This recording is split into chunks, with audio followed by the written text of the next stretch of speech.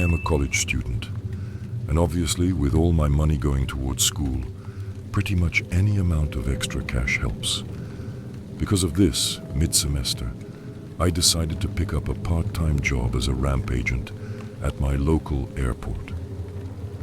Basically, what this means is, I'm the guy responsible for loading and unloading your airplane baggage. Now, every once in a while, we have dead bodies transported in cargo bins, and this night was one of those occasions. On top of that, it was raining. Not just lightly raining, but pouring rain with decently close lightning. And of course, my manager assigned me to be throwing this plane.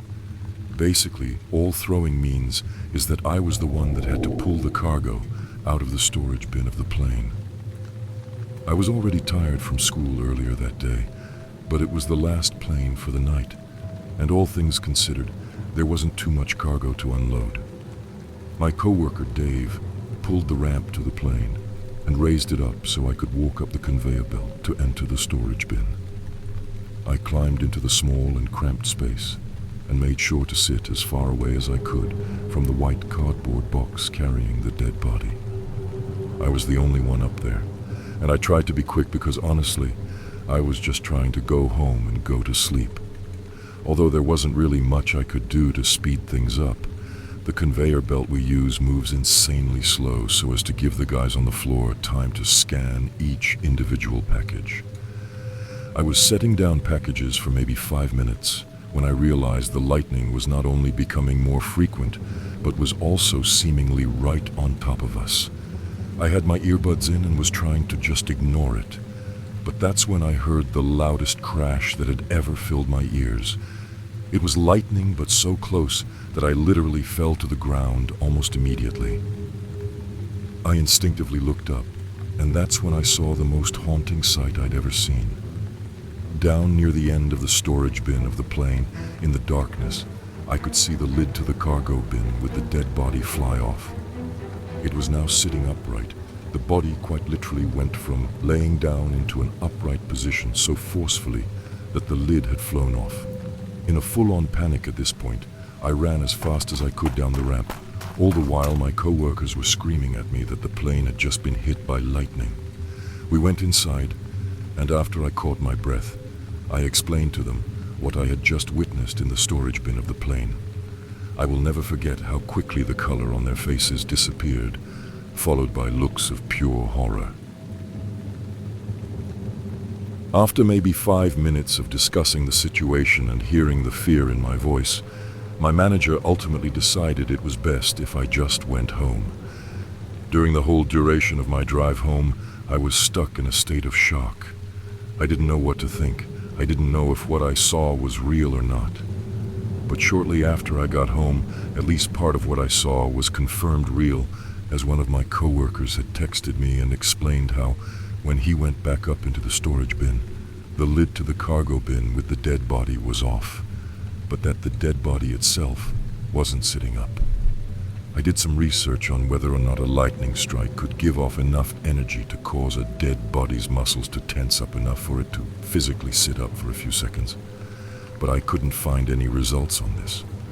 So to this day, I still have no idea whether what I saw could be explained by the lightning, a trick my mind was playing on me because of fatigue or something else altogether. But either way, I would quit my job at the airport the very next morning. I honestly couldn't see the money as being worth it anymore. At that point, the trauma I had experienced was far more than the money was worth. I reside in Portland, Oregon, but due to my job, I frequently find myself in a completely different city for the weekend or even extended periods. What I do is similar to an event manager, and obviously this forces me to travel around the country a lot to be present at different events. The company I work for obviously pays for my flights, but it felt like no matter where I had to be, I was always put on the cheapest flight possible. I mean, I get it. The company was trying to save money, but this often resulted in terrible flight experiences. To say I saw some interesting people would be an understatement, but to be completely honest, I didn't really mind. I guess I figured as long as I got to my destination in one piece, that was all that really mattered. Or at least, that's what I thought at the time. I was in the Dallas airport on a flight back home to Oregon. It was a Sunday night, and I had just finished working pretty much the whole weekend. Of course, I had to be in the office Monday morning. I was already exhausted from the whole weekend, which forced me to practically drag myself to my gate. Something I probably should have mentioned is that my flight was actually in 2 parts, so I would go from Dallas to Sacramento and then to Portland. The first flight wasn't that full. I was in the window seat, and only one other person was in my row, a middle-aged man who looked pretty average, other than his clothes looking a bit old and torn up. But I mean, at the same time, who dresses up nice for a flight? We made polite small talk for a few minutes, although honestly, I just felt like leaning up against the wall to fall asleep, as I was completely exhausted. I pulled out my phone to have something to watch while I did. Before I could even close my eyes, I noticed the dude looking over his shoulder in my direction. I honestly just tried to shake it off. I figured he was just trying to look out the window rather than my movie. But not even a minute later, I could hear the guy mumble something like, "Oh great, just ignore me." Then this happened several times, but I convinced myself I was just misreading the dude. Eventually, I noticed the guy fiercely scribbling writing on a page in a leather book he was holding. Instinctively, I kept peeking over at it, and I quickly realized pretty much the whole page was filled with handwritten words so small I could barely read them. I tried to make out what he was writing, and that's when I realized he was writing about me. My name had clearly been written down. I figured I must have given him my name when we had been talking earlier. I tried to make out more words, but I couldn't. They were too small and too far away. This made it almost impossible to fall asleep. I was honestly really disturbed, as I'm sure anybody would be. Finally, we landed in Sacramento, and people started getting off the plane. But the guy sitting next to me made literally zero effort to start packing up his things. It got to the point where it was our turn to get off, but still nothing. He was just sitting there with his head down, forcing the rows behind us to start getting off. I finally spoke up, explaining that I had a connection flight to catch and that he needed to move. But still, with his head down and almost mumbling, he said, "I'm going to follow you. You're not leaving this airport alive." I forced a laugh, thinking he was joking, but the dude sounded serious. He got up and let me out, but as we exited the plane, it became clear he actually intended on following me. My walk turned to a jog, and looking behind me, I realized he did the same. After maybe 5 minutes of this, I reached the gate to my connecting flight, still with the guy right behind me. I went up to the desk, doing my best to maintain my composure, and firmly explained that I had no idea who this guy standing right next to me was.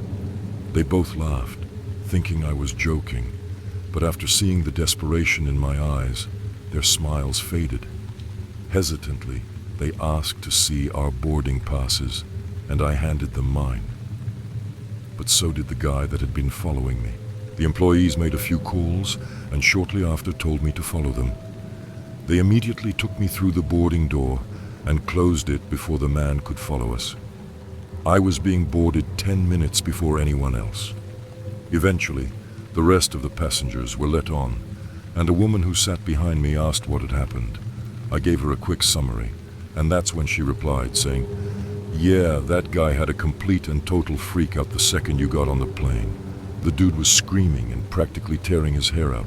Police were actually called to take him away." This absolutely horrified me and started to make me think that guy actually wanted to me.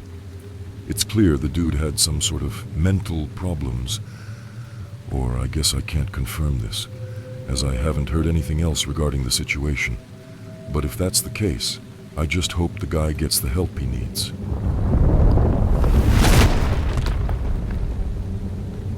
This incident occurred around 10 years ago when I was around the age of 7. My family has always been one to travel a lot, and therefore, even though I was only 7, I had flown in an airplane more times than I could count. Along with this, I had also become very familiar with our local airport and its layout. This time specifically, we had shown up to our gate around 2 hours early. I remember waiting for around half that time when I had to use the bathroom. I told my parents this, and them, obviously knowing I knew the layout of the airport, or at least enough to get to the bathroom, they let me go alone. And so I did. I made the 5-minute walk to the main bathrooms, which, should be noted, were actually the only bathrooms I knew of. It was around 3 a.m. at the time, and I guess that's when the bathrooms get cleaned, as they were completely roped off, which signified they were closed. I, again being 7 and not the best decision maker, proceeded to aimlessly walk around parts of the airport I was unfamiliar with to find another bathroom that I could use. And this led me to a hallway, which was sort of sectioned off from the rest of the airport. I thought I saw a bathroom sign near the end of it, and so I proceeded to walk down it. But when I was maybe halfway down the hallway, I clearly saw a head peek around a corner. It was a man. I instinctively stopped in my tracks. Hey kid, come over here." Without even giving it a second thought, I continued walking down the hallway, now towards this man. I honestly, at the time, just thought it was an employee and that he was going to direct me to a bathroom I could use. But no, the man explained how he was lost and needed me to follow him so that I could help him find the right gate for his plane.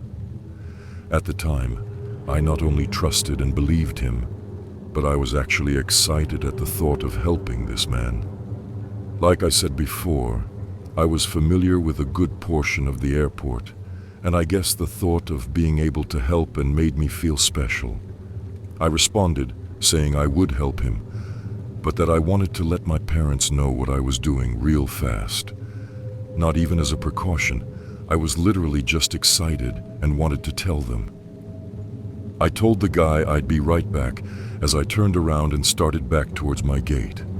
The guy began yelling at me and told me that we didn't have enough time as his plane was about to leave. But I responded, telling him I would be quick. Shortly after exiting the hallway, I looked back and saw the man practically running out of the hallway and down the stairs that ultimately led to the airport's exit. I figured that was that. I thought it was weird, but I never brought it up to my parents, and after finding a bathroom I could actually use, I practically forgot about the whole thing. Fast forward to a couple of years ago, and some co-workers and I were talking about weird stuff that we experienced as kids, and that memory just suddenly came back to me.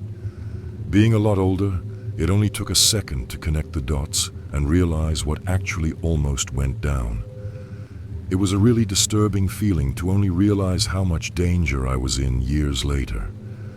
In retrospect, I definitely should have told my parents about it right after it happened, but I just hope the dude didn't try it on any other vulnerable kids like me.